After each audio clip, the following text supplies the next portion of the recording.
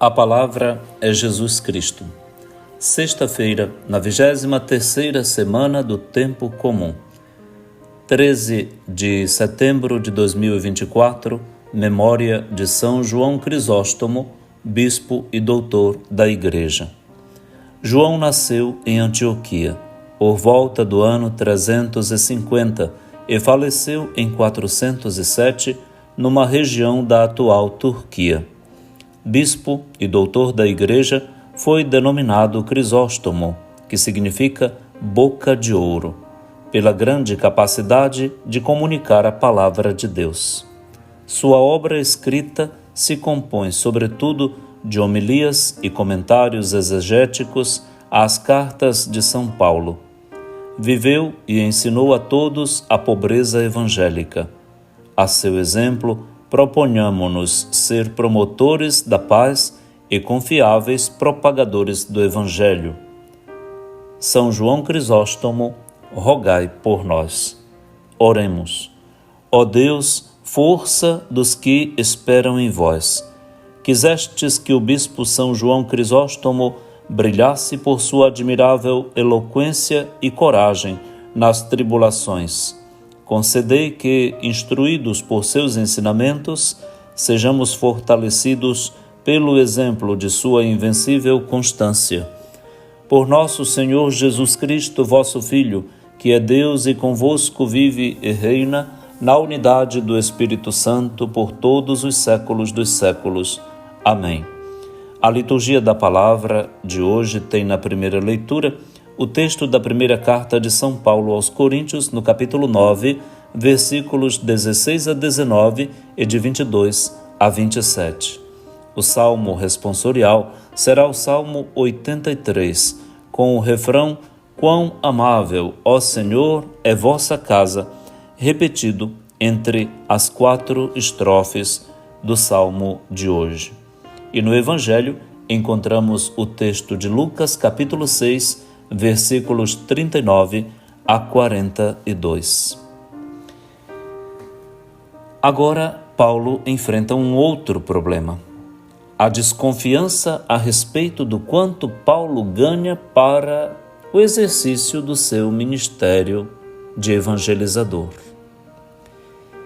Evangelizar era uma profissão. Os evangelizadores eram os funcionários do governo que tinham a tarefa de anunciar, como os noticiários de hoje, os repórteres de hoje, as notícias vindas do reino, do rei. Portanto, o evangelizador chegava na cidade, ia para um lugar público, na praça, reunia todo mundo, se colocava num lugar bem destacado e de lá gritava o evangelho. Isso se chamava evangelizar. Anunciar uma boa notícia, vinda de Roma, do Império Romano, do imperador. O edito do rei era o evangelizador.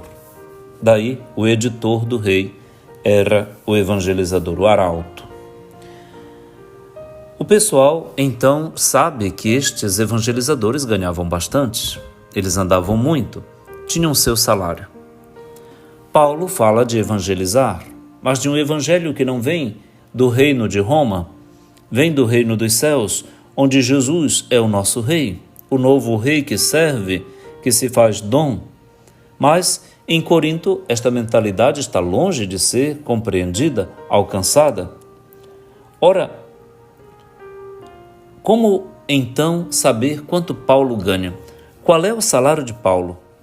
Pergunta que de vez em quando tem a respeito dos padres, do bispo. Quanto é que ganha um bispo? Quanto é que ganha um papa? Quanto ganha um cardeal? Quanto ganha um padre? Não é? Esta sandice por dinheiro, inclusive também com os diáconos, há uma tentativa de copia e cola, de Ctrl-C, Ctrl-V, a respeito das profissões, e o ministério ordenado é tratado como uma profissão liberal qualquer. Como no tempo de Paulo, esta confusão ainda perdura hoje em várias cabeças por aí. Quanto é que um padre ganha?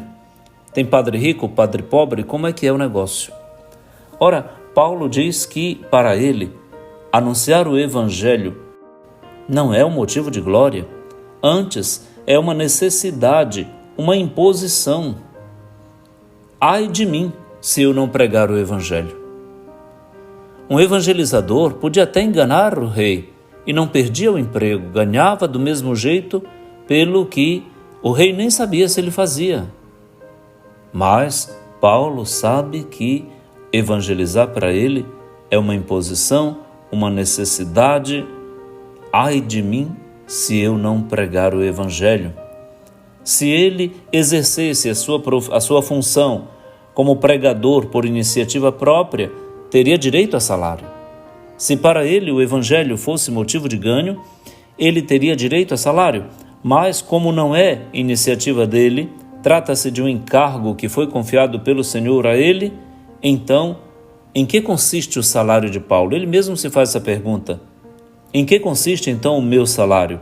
Em pregar o Evangelho, oferecendo-o de graça e sem usar os direitos que o Evangelho me dá.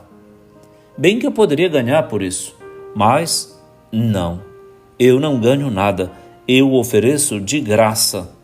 Assim me sinto livre em relação a todos. Ninguém poderá me ter como seu funcionário. Não, eu sou livre, a fim de ganhar o maior número possível de pessoas pela gratuidade com que eu evangelizo. Com todos eu me fiz tudo, para certamente salvar alguns, mas eu me fiz tudo, não regateei nada para mim. Por causa do Evangelho, eu faço tudo para ter parte nele, e a minha parte são vocês, que ganhei para Cristo. Aqui Paulo faz uma alegoria pelo atletismo da época.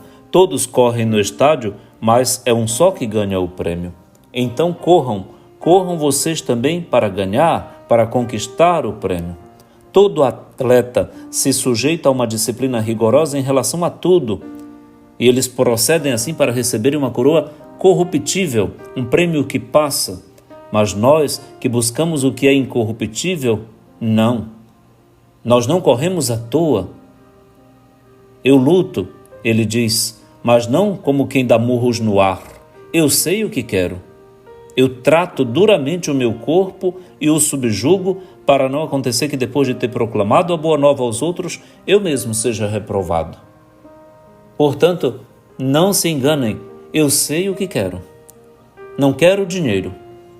Embora de dinheiro também se viva, se coma, se compre aquilo que necessita. É claro que não se pode viver sem os recursos materiais úteis, necessários, urgentes para a saúde, para a locomoção, para o deslocamento, para comprar as coisas que necessita-se na evangelização. Onde já se viu isso?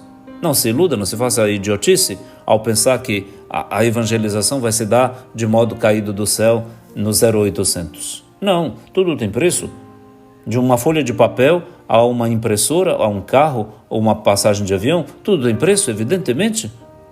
Mas isso não é a nossa estação, não é o nosso prêmio e não é o nosso salário. Jesus, no Evangelho, diz que quem pensa assim é um cego, que tenta guiar outros cegos. E, portanto, é preciso ter lucidez. É preciso também ter clareza das coisas que são empecilhos para nós. Como podes dizer ao teu irmão, deixa eu tirar o cisco do teu olho, quando tu mesmo não vês a trave do teu próprio olho?